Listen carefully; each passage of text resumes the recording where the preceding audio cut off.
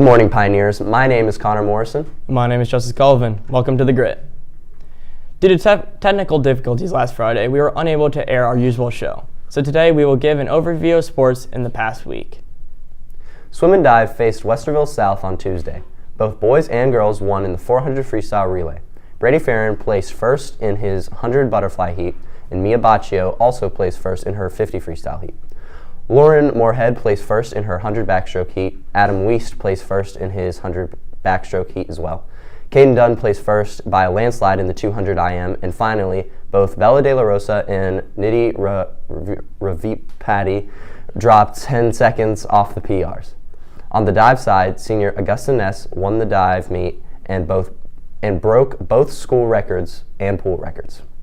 Also on Tuesday, boys basketball crushed Hilliard-Davidson 49-37 at home. The boys are now 16-0 on the season. On the girls' side, girls basketball beat Davidson 30-23 on the road. Be sure to congratulate our Pioneer athletes on a successful night. On Thursday, boys wrestling hosted a home meet against district rivals Berlin. And on Wednesday, girls wrestling traveled to Olentangy. The girls defeated the Braves 66-15. Freshman 100-pounder Evie Meski notched the first varsity win of her career. Also on Wednesday night, gymnastics placed third at Marysville. The girls will be back in action on Wednesday to face Thomas Worthington on the road. Now let's throw it over to Andrew Ingram with an interview with varsity hockey goalie Luke Risco.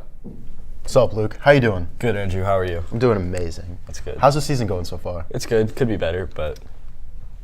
What do you think is your team's biggest strength? Our biggest strength is probably just moving it through the neutral zone. We can get it from our end to the other end pretty quickly. That's good. Do you do anything in the off-season to stay in shape? Yeah, we go to the Alum Creek and run across the dam, and we have team liftings and everything that we do. Is there a reason that you chose to play goalie?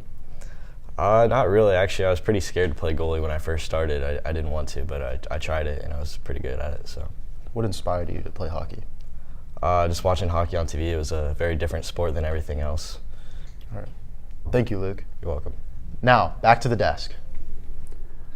All right, with the AFC and NFC championship games playing yesterday, we can take a look back at our picks from a couple weeks ago and see what we got right or see what we got wrong. So let's talk about what we got right first, Justice. Basically nothing. I'm appalled, quite frankly. As a Ravens fan, I will now have to sit there on February 11th, 6:30 p.m. to probably around 10 o'clock, watching one of the worst sporting events of all time. I will have to sit there and watch Taylor Swift most likely win a Super Bowl to add to her accolades. She already won Best Person of the Year somehow. I don't know how. I don't know. Makes no sense. The world's just scripted right now. The NFL is scripted. The refs just decided to basically make Patrick Mahomes a little nice 5-course meal, put it on silver plate, give him the win. And yeah, it was. I'm appalled. As you know, I said I would rather pull out my toenails and eat them than watch the Super Bowl. On the other side, the Lions sold. Dan Campbell decided to go for it on 4th down when he could have kicked a field goal because why not, I guess. I don't know, maybe like he hit his head in practice or something because why? And now I will have to sit there and watch that monstrosity of an event. And I'm not excited. No one should be excited. America lost yesterday. America lost.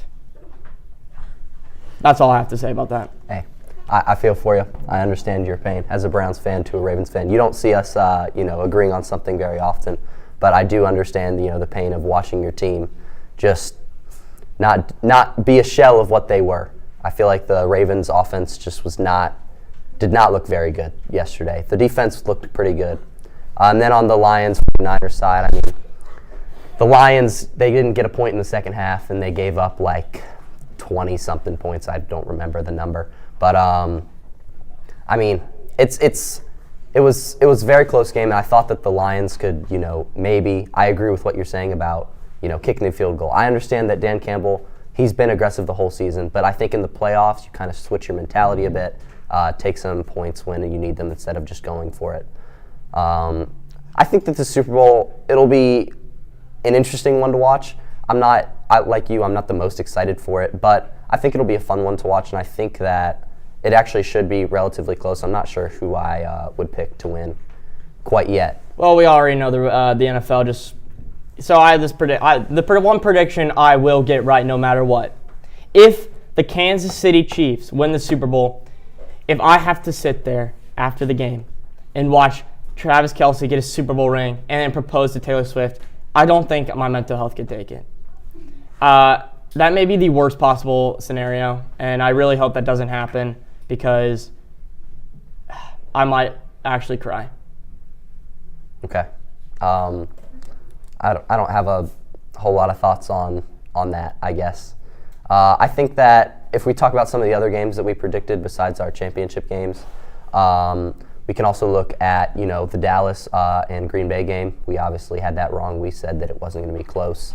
We said that, this Packers team was in a rebuild year and they made it to the playoffs and they would just get bounced first round. But no, the Packers shocked most of the NFL and dominated that game against the Cowboys. And then should have beat the Niners but missed a field goal. And then we also said the Browns were going to win, and they got just rocked by the Texans. Thankfully, the Ravens were able to beat them. And, so I guess we didn't do super great. Hopefully next year we will do better. Yeah. I think it was a pretty interesting playoffs to watch. There was a lot of upsets that I think not a lot of people were expecting. Because we also said that Bills and Chiefs game would happen, but we both said that the Bills should win it.